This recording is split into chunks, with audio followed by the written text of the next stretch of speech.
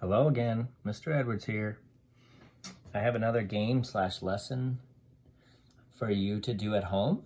So after you watch this video once or twice or however many times you want, I suggest you guys try this game at home. All you need for this is cards, number cards. Right in here I have 1 to 10. I have all the way to 20 also over here. But for now, we're just going to start with 1 to 10. Now, if you're going to make number cards at home, a good idea to figure out where your child is at is just simply show them the cards out of order, figure out what numbers they can identify and what they can't. Maybe your child can identify numbers to 5.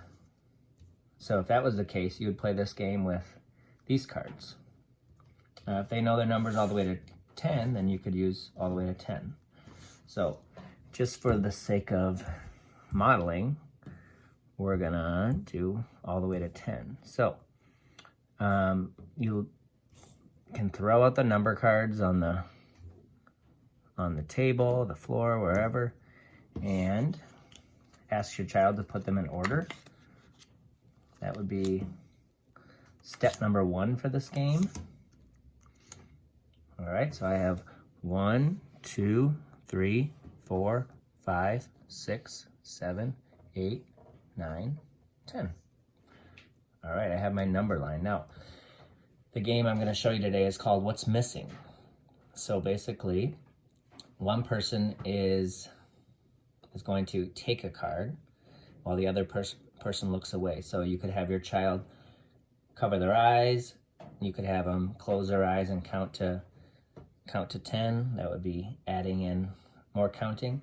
And as they're looking away, you can take a number out and hold it, and then ask them to figure out what number is missing. Now, this is a great game because there's a few things you can do with it. Most children will probably figure out the missing number by starting at 1 and counting. 1, 2, 3, and they see the missing one is next. And they know after they say 3 comes 4. So they would say 4 is missing. And if that's the correct answer, you can show them. Very good, it was 4. Now, if they're just guessing a number,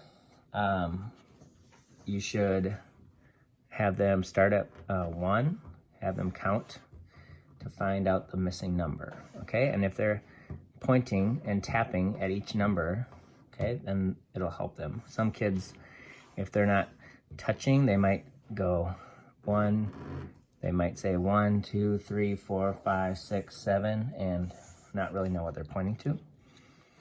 So, and then you can trade off. It's fun to have the kids take away a number 2, because then they have to be able to identify your answer. So if your child takes this number and they ask you what's missing, and you say, oh, is the 4 missing? They're gonna have to look and say, no, not the 4. So that's another great part of the game, is to have your child be the person that takes it.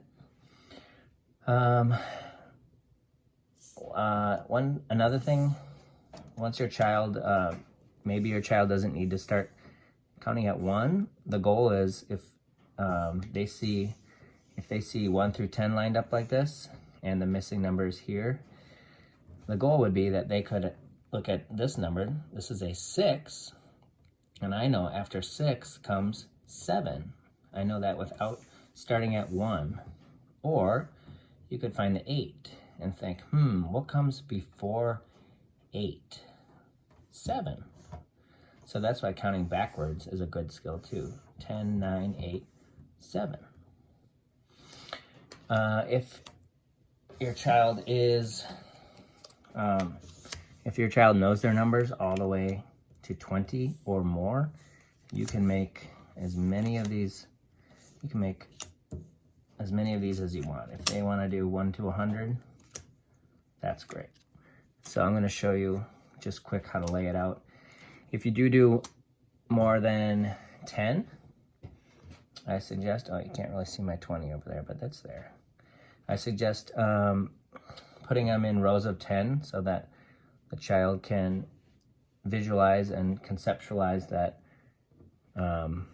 rows of 10. So 1 to 10, 11 to 20, and then they can, because then it's set up like a hundreds chart, and it will help them understand the tens. If your child is able to, you don't have to start at 1. You could just do the teens, or maybe you want to put out all the 30s and just play with the 30s. That would work too. So again, watch this video again if you need to. This game is called What's Missing. Thanks for joining me again in my lesson laboratory. Bye.